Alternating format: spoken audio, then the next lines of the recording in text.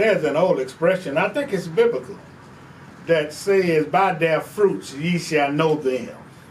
And I think that's very, very applicable to the Fort Valley State University, because it has played a phenomenal job in producing graduates and individuals who have been such an asset, not only to this general area locally, but across the state and across the southeast, across the nation, and across the country. So I think that it's more than a little befitting that if we come to Fort Valley, the Fort Valley State University, and talk to its illustrious president, Dr. Paul Jones. And I'm very humble and happy to be here because I too finished an HBCU and know the value of HBCUs to our community, to our individuals, and to our system. So I'm happy to be here interviewing, and you know, his I'm not going to say he's still wet behind the ears because he's a little too old for that, but I will say that he's fresh to the university, has just gotten here, and I'm just happy to be here interviewing him. And we're going to have a fireside chat about Fort Valley, its goal, its mission, and what Dr. Jones expects to accomplish with this great university. Not only that, we're going to talk about how you can help him. This is a call to action. A call to action. I'm your host, Alex Habersham, interviewing Dr. Paul Jones, who is now the president of the Fort Valley State University, and I'm just happy to be here. How you doing, man? I'm doing well, and I'm glad to be here with you today. Yes, sir. I'm glad you're here. First of all, I heard you say something about South Central LA. So just tell us a little bit about yourself. Well, let me attempt to be brief. Born and raised in South Central Los Angeles. I come from a very large family. I didn't move here from Los Angeles. I actually had an opportunity as an 18-year-old to earn a full ride scholarship to Utah State University out of South Central Los Angeles. That's a whole nother conversation, but that afforded me extraordinary opportunity, exposed me to just a great deal. And you have the sort of background of South Central and Utah, as you can imagine.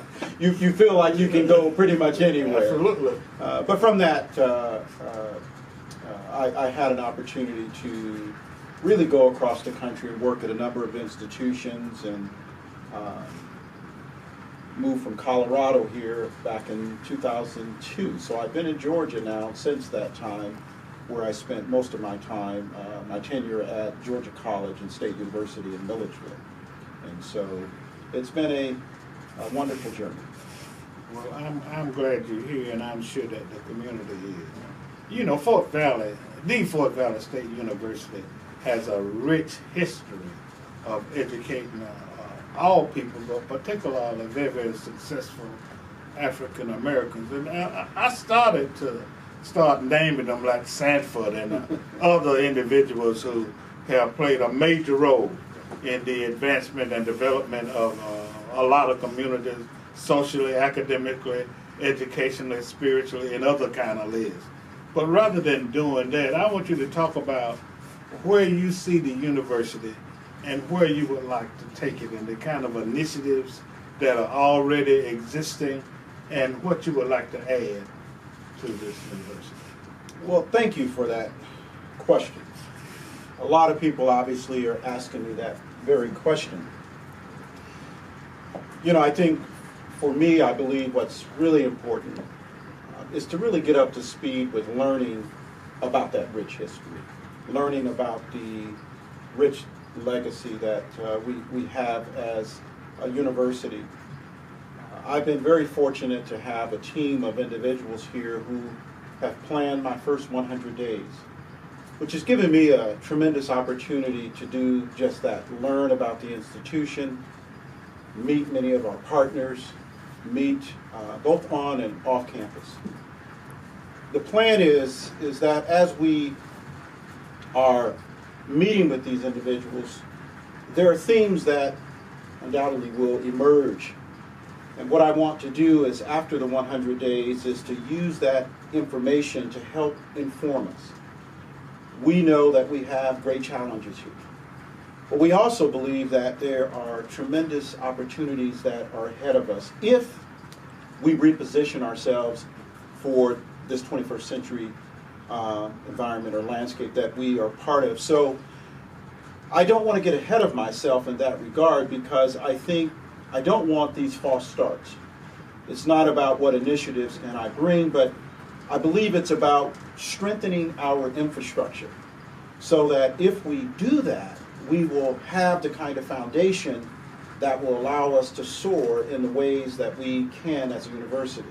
There is some fragility there. I mean, there are fragile parts of the infrastructure, but there's some great things that are happening. I learn that every day about this university. There are pockets of excellence here, but there are also some pockets of things or challenges that we must address.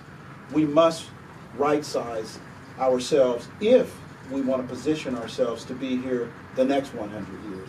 So we are really learning a great deal right now, and I've just been so blessed to have people respond in the way they are. People seem to be very excited about our tenure, and they understand that this is really not about Paul Jones.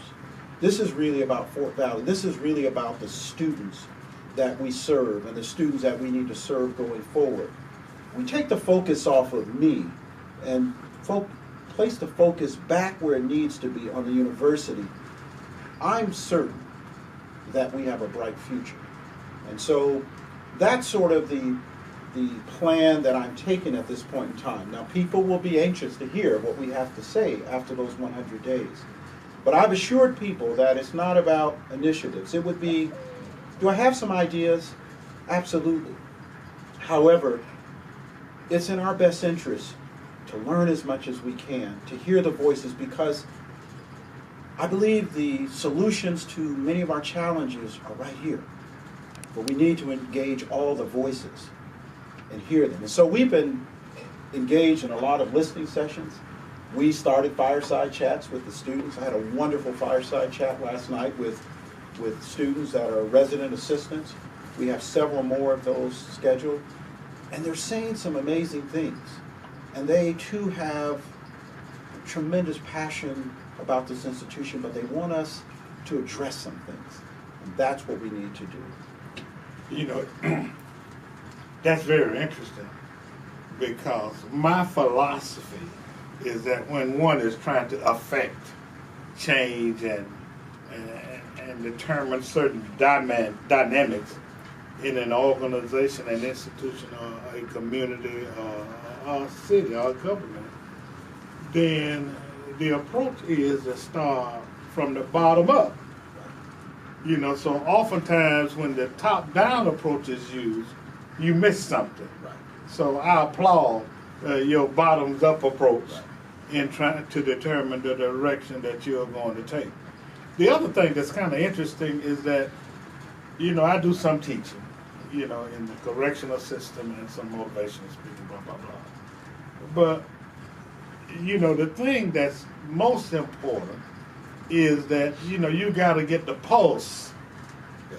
You know, you got to know what you're dealing with. You know, so I really, really applaud that approach. But I do want you to talk about, you know, I know that there are a lot of programs and initiatives that are existing at Fort Valley right now that are phenomenally successful. Absolutely. You know, let's talk a little bit about them, you know. Well, you're absolutely right, and every day I learn about those things, and you know, I very small window, you know, from the time in which they made the announcement or the appointment to the time I'm here. I've been here roughly 45 days, and I keep reminding folks of that. And so we know that there's a steep learning curve, but every day that I'm out in the university community or even the community at large, I'm learning about these pockets of excellence. Certainly the CDEP program that we have here is a program that has done a tremendous amount in terms of transforming lives of young people, and the record of success that we have with students who are leaving here, going to our partner universities and going to industry are just doing amazing things. You know, the work that we're doing in mathematics and statistics, being one of the leading institution for graduating African American students, or whether it's in agriculture or any other areas. Again, many pockets of excellence. I believe our focus has to be on how do we sustain those things. And that's what concerns me the most, is every time I see one of those pockets of excellence, I began to ask a number of questions about sustainability. And do we have an infrastructure that will allow these programs to be here well beyond an individual's tenure? And there are some things I believe we're going to have to do to make sure that that we indeed have those. So great things that are happening in many areas. But again, I'm your host, Alex Habersham, introducing and interviewing my guest today in the person of Dr. Paul Jones, who originally is from California, but I won't hold that against him. And we're having a very, very informative and lively conversation as it relates to the university and as it relates to his being new and as it relates to his learning about the community and doing research in an effort to approach the right initiatives to expand on those pockets of success that the university has, and also to talk about things that need to be improved and maybe any kind of new program. But what I want to talk about is that a lot of people, you know, Doc, I met with a guy named James Quarterman who works for the Department of Agriculture. And it really kind of ties in with the energy element and the agriculture element, because they have this program designed to get people who have acreage to grow muscana, which is some kind of grass that you can convert into energy. So I think, and then the other thing that's noteworthy, and I really kind of hate it, is that, you know, farmers are just disappearing. And farmers and farming are very, very important to our community. So just to the best of your knowledge at this point, talk about the agricultural program. Well, one of the reasons that I'm really pleased to be in this environment is because of our land grant mission. If you look at my background, for example, I graduated from a land grant university twice, I guess, in Utah State University and Colorado State University. So I have a great appreciation for the role that land grants play in, land grant universities play in higher education, and the position they have from just an economic development perspective, and certainly being a 1890s institution and having the partnerships we have there. So we know that that role is important, but more importantly, important to the state of Georgia.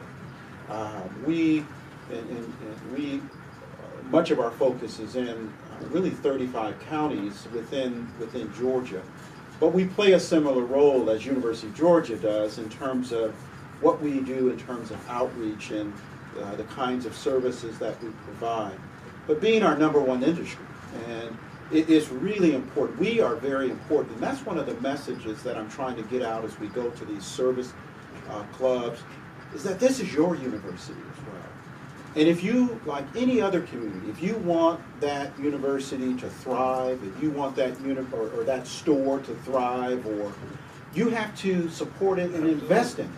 And so while we have a unique mission, and this is an important mission, and if farming and agriculture is important, then we need to support it and invest in it, just as you would your local stores. If you don't invest and support it, they'll go out of business. Right. If you don't support and invest in it, we'll be challenged in the future. So I think that's an important message for us, and we have to do a better job of that. And when we start talking about it from an economic development perspective, it's amazing how people start to listen. They want to focus in on simply the historic part of our institution, and maybe even suggesting that that has no role. Or I'm not sure what they're thinking. But what I can say is that you remove that part from this economy. We know we contribute, probably have an impact of 139 million or more to this region alone. Remove that aspect of it, or remove the agricultural research and service that we provide. You'll know it's missing. Right. And so I believe that's going to be increasingly more important. But our agriculture college is just doing cutting-edge research, leading the country in so many areas. The small ruminant research that they're doing, I didn't know about that before arriving to the university, but not just leading the country, leading the world. And that's happening right here at the Fort Valley State University. But we've got to get that message out. We have to continue to be our best marketing folks. We got to brand the institution in a way that people understand it and they embrace it. And again, they focus on the historic part of our mission and not often see the value today. And there's great value. Well, the other thing that's kind of interesting, although sometimes it's overlooked, is the cultural element and how this university affords an opportunity for some African American students to come and learn and catch up if need be and become productive citizens. So what would be your message to potential attendees to the Fort Valley State University? Well, I think it's the same message that really attracted me. As I think about my time in Georgia and not knowing a great deal about Fort Valley. If you'd asked me 12 years ago about being here, I know what my answer probably would have been. The more I started looking at what this university does and the role that it plays, and the role that it's played in the lives of young men and women, and how it's transformed lives, and thinking about my own background and my own plight, and understanding that all the preparation that I've done, whether it's working in a public university, a research university, a land grant, whatever it was, that actually was preparing me to be in this environment. And I would say to students, that today, that look at us as a great university. Look at us as a university that is going to do what's needed to get them where they need to be. We take you where you are, but we have a role of helping students to get through that process and make them more educated. And to seriously take a look at us, and not look at us just simply because we're historically black college, but look at us because we are a good university. And I think that's part of the issue, is that we need to, in some cases, change the narrative. The narrative was important to be shaped in a way that it was in 1950 or 1960. We know our plight. But if we are as good of a university as we believe we are, then we need to make sure we also look at the landscape that's there today. And what do students today? They have options. And so we can't simply tell them, this is a great university, this is the only place you can go. But we need to be about excellence, because students want to be associated with positive things. So we need to do a better job of telling our story and how we do transform lives, that we do have great programs, and not simply just focus on one aspect of the university, because this is a smaller university, but it's a real complex environment that's doing some great things, and we need to get our story out there in a way that will help young people to see that we can take you where you are, but we're going to take you to a very different place. And that, to me, is what brought me here, and I think students will come here if we are about excellence. Suppose there was a group, a club, or a school, or an individual, or any other kind of organization that really wanted to learn more about the Fort Valley State and what it has to offer? Is there a mechanism for them to come and view the university and maybe a field trip or something of that nature? Well, we have a lot of opportunities for students to visit our campus. Certainly, prospective students can tour the campus, and just simply by contacting us, they can go to our website at www.fvsu.edu, or certainly they can contact us in many ways. We are probably on every social media stream or area that you want to find us. But we have open house programs. We have one coming up here this month. I can't recall the date offhand, but we also host a lot of programs that we can bring students and families to our campus. For example, I know we are hosting the GHSA basketball semifinals. That's a great opportunity for people to see the campus. Right. And while they're here, don't just go to the basketball game, but take an opportunity to look around and see the wonderful things that are happening here. So there are many ways for people to see our campus. We have online programs now as well. We have 2, I believe, are nationally ranked online programs. So we've got to get the story out. We want people to check us out, and they can certainly request more information. So you got a radio station? Yes. It's up and running with a tall tower that people will be able to listen to it, and I'm sure that the students play a major role in the broadcast and everything else associated Absolutely. with that station. Let's talk about community support. You know, what is your appeal, and although you've done part of it, but talk a little bit more about how, I mean, everybody should invest one way or another in education, and it's very, very important that we understand, I'm talking about single moms and grandmamas and social organizations, the importance of education in our country, because people are talking about, how other countries from an educational perspective exceed where we are. So talk about community involvement and how the community can assist in, developing young people through attending Fort Valley State University. And what the community can do. People are looking for projects and activities. How can the community support the Fort Valley State University? Well, wonderful question. And I think that, as I said earlier, we've got to do a better job of really helping the community understand the value of what we do. And we need them, we need their support. We need them to embrace what we do here.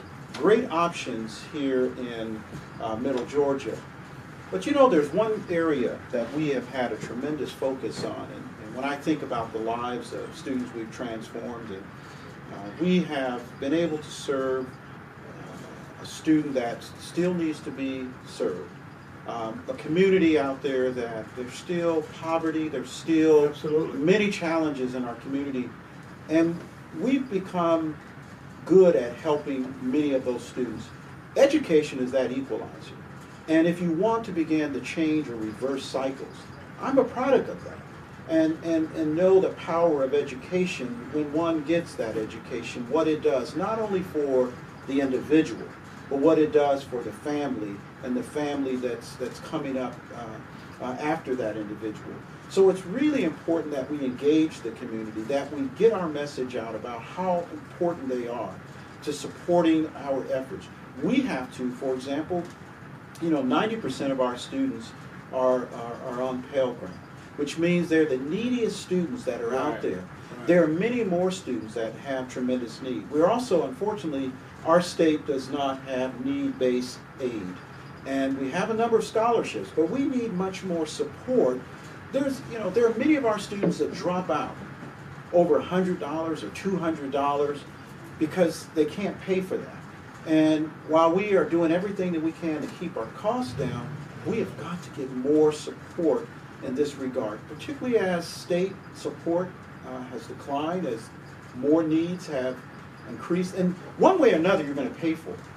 And so either we can choose to invest in education, or you invest in other systems that we have. Like prisons. Yes, and so, and they are very costly. Right. And so I think it's important that we get that message out and how important that we invest. And we've got to be even greater stewards of the resources that we have here, and also get our students and our faculty even more engaged in the community. We've got to get our students out there, giving back. We can't simply have our hands out, but we have to also, if we're going to have our hands out, we've got to bring people along with us to support them. So I think there's much that we can do together, and we have to do it together. It's a partnership, or neither one of us will survive. That is absolutely so true. And well, let me say this to you.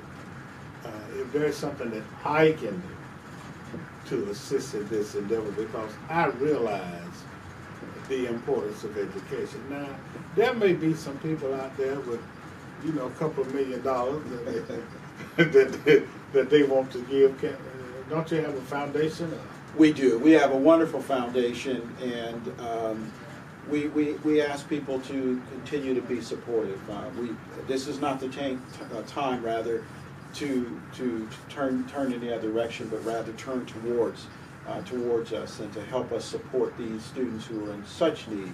And I think we stand ready to support those students, but we need more partners. And so I thank you. I thank you for what you do in helping us to get this important message out to our community. Once again, it is their university. Yes. My name is Alex Habersham, and I am a graduate of an HBCU, and I realize the role that it played in my life, and I guarantee you that the same kind of activity and influence can be generated toward other individuals who choose to see the value in an HBCU, particularly the Fort Valley State University. This is a call to action. A call to action. I'm your host, Alex Habersham, having interviewed Dr. Paul Jones, president of the Fort Valley State University. Thank you, sir. Thank you. I appreciate the opportunity. Have a great day.